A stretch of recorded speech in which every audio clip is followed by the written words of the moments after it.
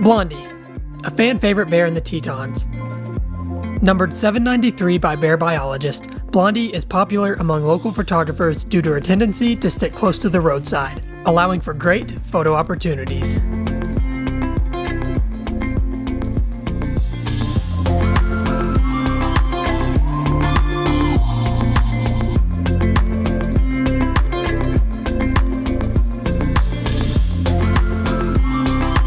Blondie's 2 cubs are Cubs of the Year.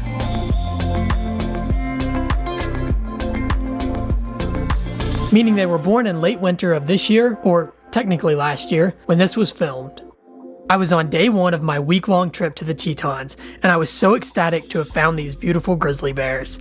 But as quickly as the encounter had started, it ended.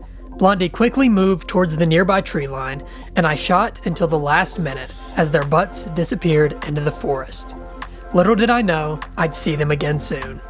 I looked out towards the Teton Range, where clouds swirled around the jagged snowy peaks, all towering above the now vibrant fall colors. What a gorgeous place. I got in my truck and drove back down the dirt road I had been shooting along, coming out to the main park road, where, to my surprise, there was quite a traffic jam.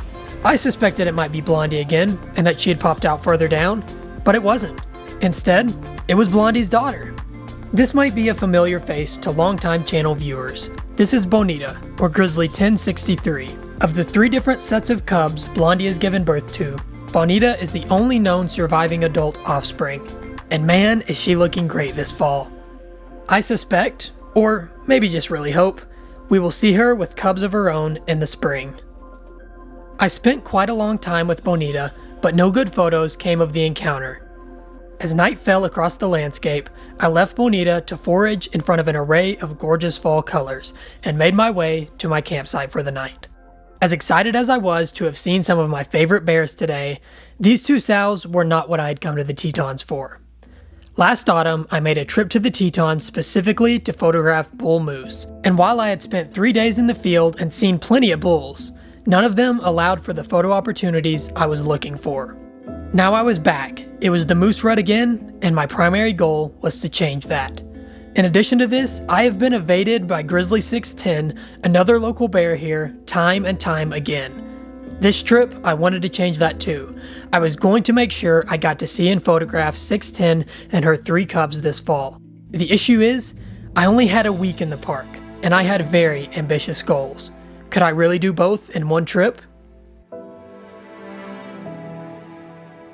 The next morning, I set my sights on moose. I left camp early and went north, where in the pre-dawn darkness, I found a distant bull moose. He was moving at a good clip, coming straight towards the road, so I moved my vehicle into a better position to photograph him when he crossed. The bull came up towards the roadway and gave me a handful of photo opportunities, none of which I really liked. I was looking for a bigger bull in a more interesting setting. I drove a bit deeper into the park, where before long I came across a group of photographers and that bigger bull I was looking for. As I said earlier, it was moose rutting season at the time, and he was hot on the tail of a cow he was hoping to mate with. Before long, a smaller bull moved in from the south, coming in for that cow as well, but he was quickly chased off by the large bull. I was able to get into a good position for photos and fire off a few shots. Better, a lot better actually, but these still weren't quite what I was looking for. I wanted something epic, more epic than this. It didn't take long for the moose to bed down, and with rumors of bears out and moving circulating through the crowd of photographers, I left the scene to pursue better photos of Blondie. I will get those big bull moose shots yet. Unfortunately, by the time I made it to the scene, Blondie was out of sight again. However, I did get lucky with another animal that, second to bears, is my favorite to photograph, a great gray owl. The bird was perched high in a pine tree, and I set up my gear and began filming. It didn't take long for the owl to decide to move. It took off from its perch and flew low across the landscape. Look at those beautiful wing patterns.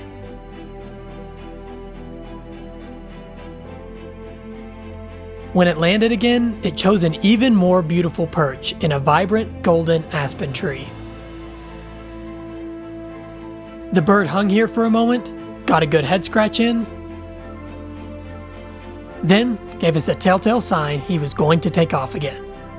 Seriously guys, this might sound like a joke, but really, when a bird poops, it's usually about to take off, and that's exactly what this owl did just a few moments later.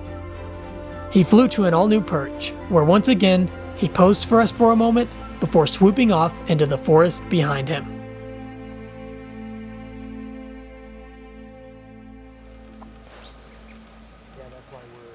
How cool was that? I left the area and went back out to where Blondie had last been seen, and this time, I was in luck. Blondie and her cubs were back out, and while they were at a distance, I still got to shoot some great footage of them.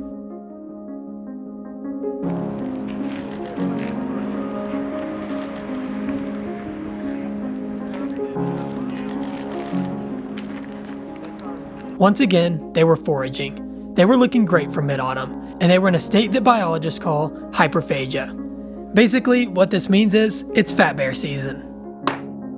Their bodies are telling them to pack on the pounds as quickly as possible. Winter is coming, and in just a few short weeks, they'd go to the den. They needed to put on as much weight as they could before then.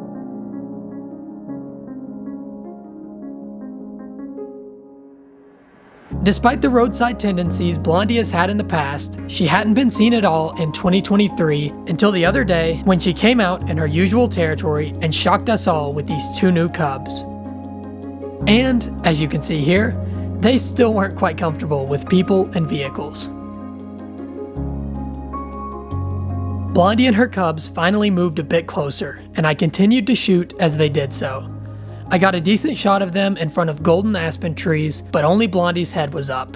And this proved to be a common theme with this trio. One head up, then a different head up, and finally 2 heads up, but never all 3. Eventually, the bears came upon a food source that Blondie was quite fond of, and she made the 2 cubs sit next to her and watch as she dug at it. I can't quite tell what she was doing, but it was clearly a very important learning moment for her cubs. Instead of wandering about and foraging on their own, or wrestling with one another, they sat on either side of her, watching intently as she dug. Finally, she briefly raised her head and grunted. I don't know what she said, but I'm guessing it was something along the lines of, "Your turn," because both of the cubs immediately stood up and began to dig.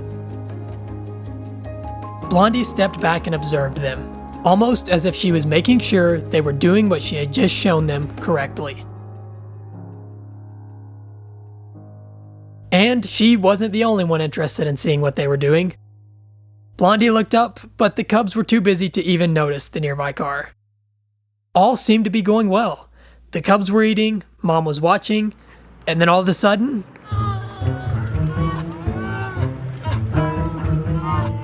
someone must be hangry.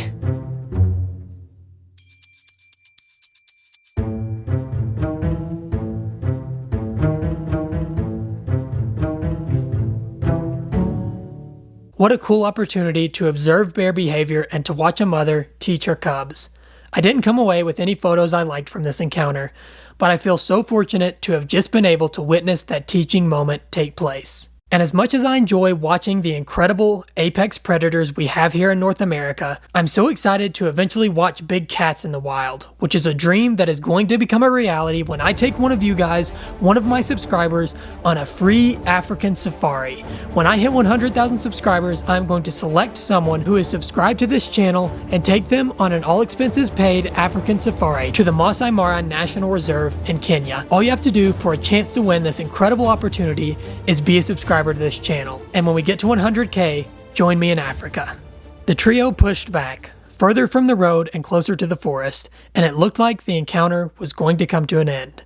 As I was shooting the last few moments, I caught word that another bear had been seen a few miles away, and was still visible at the moment, and that bear was the very bear I most hoped to see. 610. I loaded up my camera gear and started south, making straight for where she was being seen. The route took me out a muddy dirt road and through beautiful golden aspens, and when I finally arrived on scene, she was gone, out of sight. She had slipped by the crowd and disappeared before I even got a chance to see her. It was like deja vu. Yet again, 610 had evaded me by a mere handful of minutes. By now, it was getting dark, so I headed to town and treated myself to dinner and a blizzard from Dairy Queen. I was up and in the park before sunrise yet again. I got an absolutely beautiful showing of colors from the clouds over the Tetons, but I hadn't found any wildlife yet. It was going to be a sunny day, and the light was getting harsh quickly.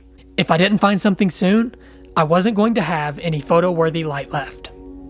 Thankfully, a cow moose and her calf treated me to a nice photo shoot just before I lost all the good light.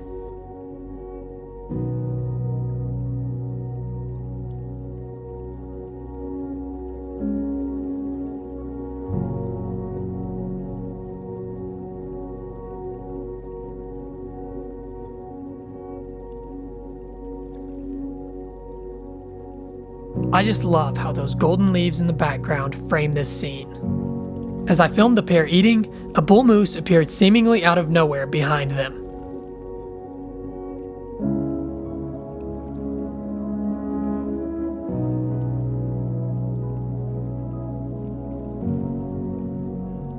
He chased them over the creek, where, as the light began to poke through the overstory, the calf stopped for a quick sip of water.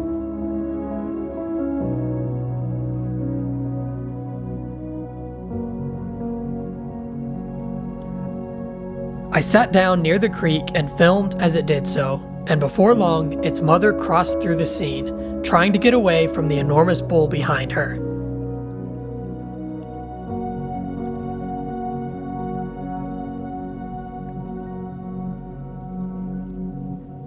But the bull was not going to give up that easy. He followed behind the cow, coming out into a clearing with beautiful fall colors behind him. I was able to get some cool video clips of him, but the photos were just too cluttery with all the vegetation around him, and before long, the light got too harsh to even capture the type of photo I wanted. Yet again, I had gotten skunked on those epic bull moose photos I was dreaming of. The rest of the day was pretty slow, and I didn't see or photograph much at all. It had been a phenomenal trip so far, but the trip was almost halfway over, and I still hadn't completed either of my primary goals. The following morning, I decided to go into a different area of the park. I had spent every morning looking for moose thus far, and regardless of whether I was going to get my dream moose shots or not, I wanted to photograph some other ungulates as well. It didn't take me long to find a nice group of big bull elk. It was rutting or mating season for these guys too, but this particular group was just eating. They didn't seem interested in finding any ladies. A little further down, I found a pronghorn buck that seemed to feel quite the opposite. He was chasing this doe back and forth around a tree, trying his best to mate her. I decided to drive a little closer in towards the base of the mountains, where I got into some thick fog hanging over the landscape. Moving through the forest here was another pronghorn buck, this time a lot closer to my vehicle. I slipped out of the truck and filmed as he worked his way through the meadow. Eventually, he got quite close to me, where he began scraping his horns against a pine sapling. I fired away at the scene, super excited to see this interesting behavior from him, and I came away with some of my favorite pronghorn photos I've ever gotten.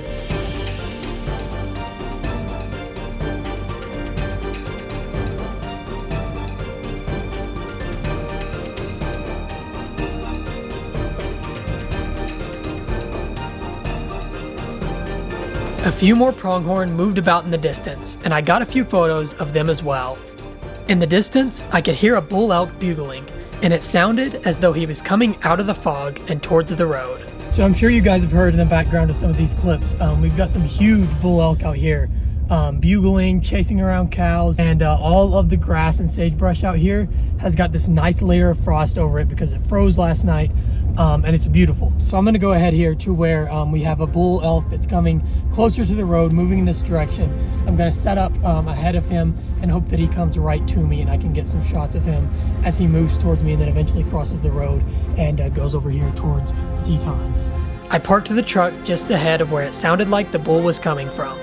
I got out and waited, hoping to see him any moment. In the meadow, a few cow elk moved about, their calves following behind them. Between the fall colors, the frosty grass, and the thick layer of fog above, the setting was gorgeous. I just needed that bull to come out and join the herd. And finally, he did. He ripped off an epic, echoing bugle to make his presence known. I fired away as he came towards me, and I got some very cool, atmospheric photos.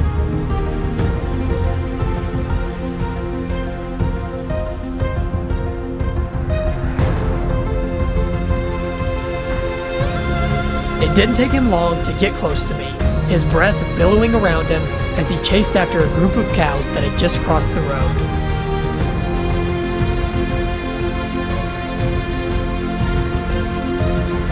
Very quickly, he crossed behind them, and with that, the shoot was over. What an awesome morning. I got back in the truck and drove out from the base of the mountains, where sunlight filled the valley floor. The Tetons were dusted in fresh snow, and I just had to stop and photograph the gorgeous landscape around me. I drove the park for most of the rest of the day, and I got a brief encounter with both Blondie, which allowed for an okay backlit photo, and Bonita, who, once again, was out foraging close to the road. As the day got longer, more weather moved into the area and temperatures cooled off. By now, I was on my last few days in the park, and still, no epic moose photos, and no 610. I drove south for the evening, planning on looking for moose and giving this moose photo idea one last shot. Clouds hung over the landscape, creating moody, overcast lighting conditions as they dumped fresh snow on the peaks above. The fall colors were looking absolutely stunning. The temps had cooled off just enough for moose to be active again. Because moose are such heat-sensitive species, there's no reason to look for them on really hot days. They're just not going to be up and moving. But today was perfect. The environmental conditions were just right for the kind of moose photos I wanted. I just had to find that massive bull moose to go in them. I found a small group of cars stopped in an area where I had seen moose before. I got out, grabbed my camera, and walked down into the creek bed, where a couple of moose were hanging out. One of them started to move into the open, and when I got a good look at him, I could easily tell he was the largest bull I had seen since I got to the Tetons. He moved so quickly that I simply couldn't keep up on foot. I jumped back in my truck and moved ahead of him. It didn't take him long to appear nearby, and I fired off some shots of him as he came. As you can see in these photos, he picked up a bit of jewelry along the way. Then he moved further out into the sagebrush. I got a few photos I liked, but I knew there was more potential here. I got back in the truck and drove to a new spot. A spot with a nice distant background, some good fall colors, and in the direction the bull was moving. I got out and walked down an old dirt road. The bull was coming this way quick, and I wanted to get into position before he got here. When I got out into the open, I found a big bull moose. But it wasn't the bull I had photographed before. That is the bull I had photographed before. Now, there were two massive bulls in the sagebrush in front of me. One peeled off to the north, and the other continued straight towards me. I crouched down, getting a nice low angle with some interesting foreground blur that would add depth to the photo. I began to shoot as the massive animal came right at me, and finally, I got the moose shots I had been looking for.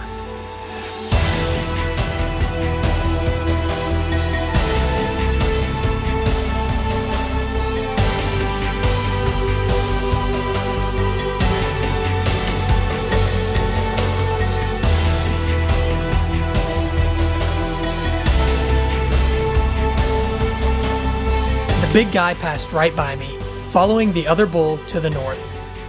I got back in my truck, ecstatic with the photos I had gotten, and followed them. They led me out an old dirt road that cut across the sagebrush flats, where I found not just the two of them, but a third, smaller bull that both of the two big bulls were challenging. See those ears pinned to the side and that head sway? He is ready to fight, but neither of the other bulls felt up to the challenge. I followed the largest of the three with my lens, and I got some more photos, but nothing that compared to earlier. The best stuff I got from this moment with all three bulls was footage of them all out in the sagebrush, chasing each other around and challenging one another. Finally, the trio split off into different directions, and I backed off of the scene to get this wider shot of the largest of the three bulls moving across the flats, the Tetons looming above both him and the bright autumn colors in the valley floor. Wow, now that was an epic evening. To be honest, I didn't think it could get any better than that. But oh boy, was I wrong. I left camp early the next morning for what would be my last shoot in the park for this trip. By noon today, I had to be on the road out of the park. The pink glow of sunrise hung over the Tetons. Dense fog filled the valley around the Snake River, and as the sun came up, I caught word of a particular bear that appeared to be in that thick fog. So I went into the fog, where I found a crowd along the Snake River, waiting. Grizzly 610 emerged from the fog and cruised down to the riverbank.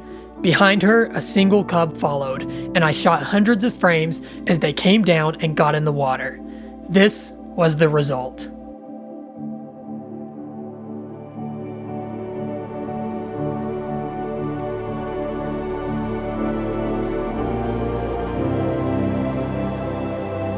What an incredible moment to be able to capture on camera. Her other two cubs followed close behind, and soon all four bears were in the river. They began to swim across, spacing out as they did so.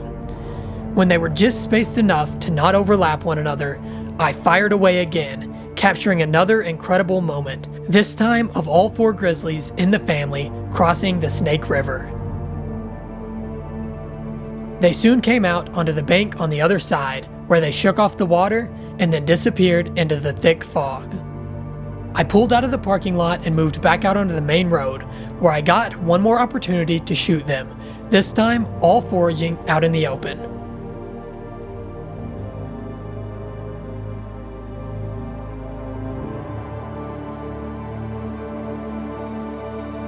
They moved into a stand of aspens, and then finally emerged onto the road and crossed right in front of us.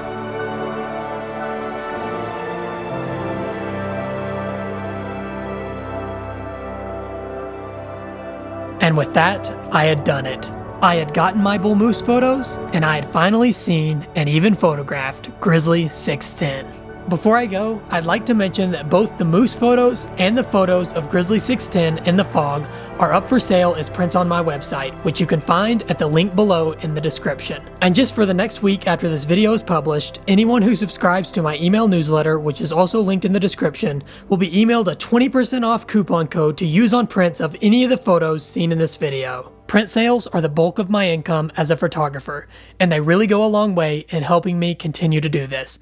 Thank you guys so much for following along. It was such an incredible trip to the Tetons, and I'm so happy I was able to bring you with me. I look forward to seeing you guys again in the next vlog, where I will share the most incredible wildlife encounter of my life with the Wapiti Lake wolf pack hunting a bison deep in Yellowstone's interior in the winter. That video is coming soon, but until then, here's a video from last winter, where I spent 3 months living and photographing wildlife in Jackson Hole in feet of snow and extreme negative temperatures.